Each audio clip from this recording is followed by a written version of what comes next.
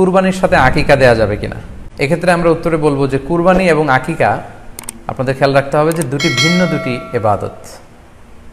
প্রথম কথা হচ্ছে ইবাদত দুটি ভিন্ন দুটি ইবাদত, কারণ কুরবানি এটা বছরের একটা নির্ধারিত সময়, জিলহজের 10 তারিখে এবং তারপরে আরও 2 দিন বা 3 দিন, এই সময়গুলোতে আপনি কুরবানি করতে পারবেন। তাহলে এটা হজের মৌসুমে জিলহজ মাসে করতে হয় কুরবানি, কিন্তু আকিকা কিন্তু এরকম না। আকিকাটা যে কোনো মাসে হতে পারে।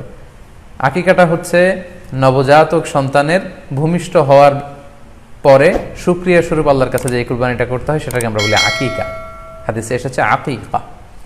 তো সেটা হচ্ছে সন্তান কখন ভূমিষ্ঠ হলো সেটার উপর নির্ভর করে। কারো সন্তান রমাদানে হতে পারে, কারো সন্তান জিলহজ মাসেও হতে পারে, শাওয়ালে হতে পারে, রজাবে হতে পারে। আকিকার ক্ষেত্রে আল্লাহ রাসূল সাল্লাল্লাহু আলাইহি ওয়াসাল্লাম বলেছে আনিল গুলামি শাতান ওয়া আনিল জারিয়াতি শাত, অর্থাৎ ছেলে হলে 2টি ছাগল দিয়ে আকিকা করো এবং যদি মেয়ে হয় তাহলে 1টি ছাগল দিয়ে আকিকা করো। তো সেক্ষেত্রে কুরবানিতে কিন্তু এরকম বিধান নেই। কুরবানিতে কিন্তু 1টি ছাগল দিয়ে আপনি কুরবানি করলে কুরবানি হয়ে যাচ্ছে, সেখানে 2টি ছাগল দেওয়া লাগবে এমন কোনো কথা নেই। তো এভাবে আমরা বুঝতে পারতেছি, খুবই স্পষ্টত কমন সেন্স খাটালেও আমরা বুঝতে পারতেছি এবং আল্লাহ রাসূল সাল্লাল্লাহু আলাইহি ওয়াসাল্লামের ভাষ্যগুলো অনুসারে আমরা বুঝতে পারছি দুইটা 2 ধরনের ইবাদত। যদিও এই 2 ইবাদতে কিছুটা মিল আছে, কিন্তু দুইটা 2 সময়ের ইবাদত, দুইটা আলাদা 2টি উপলক্ষ, দুইটার আলাদা নির্ধারিত সময় রয়েছে।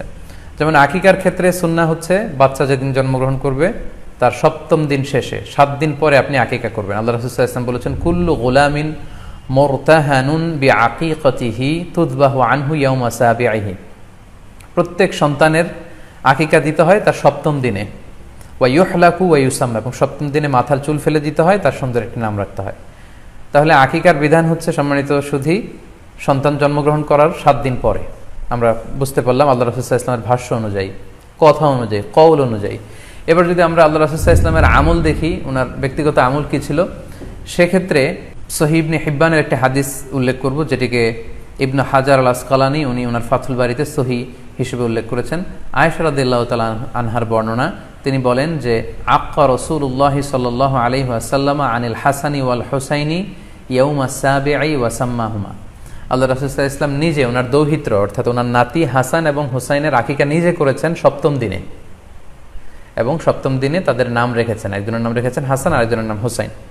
অর্থাৎ হাসান রাদিয়াল্লাহু আগে জন্মগ্রহণ করেছিলেন, ওনার চেয়ে ছোট ছিল হুসাইন, উনি পরে জন্মগ্রহণ করেছেন।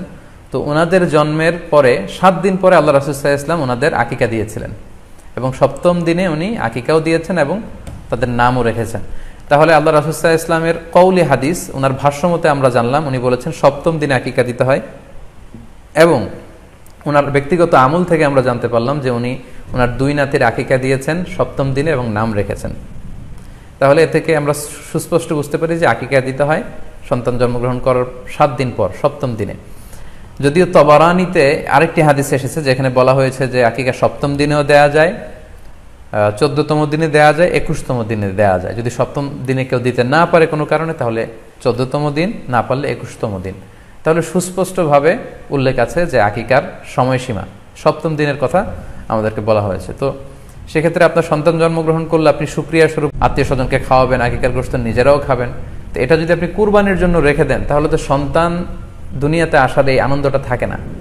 একজন যখন সন্তান পায় সে কেমন যেন আকাশের চাঁদ হাতে পায়, তো তখন তার 7 দিনের মধ্যে যে আনন্দটা থাকে, ওই দিন তার নাম রাখা হবে, আত্মীয় স্বজনরা আসবে, বাচ্চাকে দেখবে, দোয়া করবে, তখন আকিকা করে গোশত নিজে খাবেন, আত্মীয়দের খাওয়াবেন, পাড়া প্রতিবেশীদেরকে দিবেন। এটা হচ্ছে সন্তান ভূমিষ্ঠ হওয়ার উপলক্ষকে কেন্দ্র করে এই আকিকা।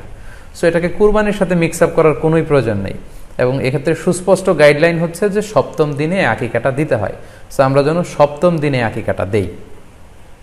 তবে হ্যাঁ, এখন প্রশ্ন হচ্ছে 7ম দিনে কেউ দিতে পারেননি, 14তম দিনেও দিতে পারেননি, 21তম দিনেও দিতে পারেননি, হাতে টাকা ছিল না, সামহাও কোনো কারণে মিস করেছেন, তখন আপনি যখন সুযোগ হয় তখন করে দেন। ওই প্রেক্ষাপটে আপনি যদি কুরবানির সময়ও আকিকা দিয়ে দিতে চান, এটা আদায় হয়ে যাবে ইনশাল্লাহ, আশা করা যায় আদায় হয়ে যাবে, এবং এটা জায়েজ আছে। তবে এটা সুন্নাহ নয়। সুন্নাহ হচ্ছে 7ম দিনে আকিকা দেওয়া। পাশাপাশি গরু দিয়ে, মহিষ দিয়ে, উট দিয়ে আকিকা দেওয়াও কিন্তু সুন্নাহ নয়। আকিকা দেওয়া সুন্নাহ হচ্ছে ছাগল দিয়ে। সুন্নাহসম্মত হচ্ছে আকিকা 7ম দিনে দেয়া এবং ছাগল দিয়ে দেয়া। ছেলের ক্ষেত্রে 2টি ছাগল, মেয়ের ক্ষেত্রে 1টি ছাগল। আশা করি কুরবানির সাথে আকিকার প্রসঙ্গটি আপনাদের কাছে ক্লিয়ার হয়েছে।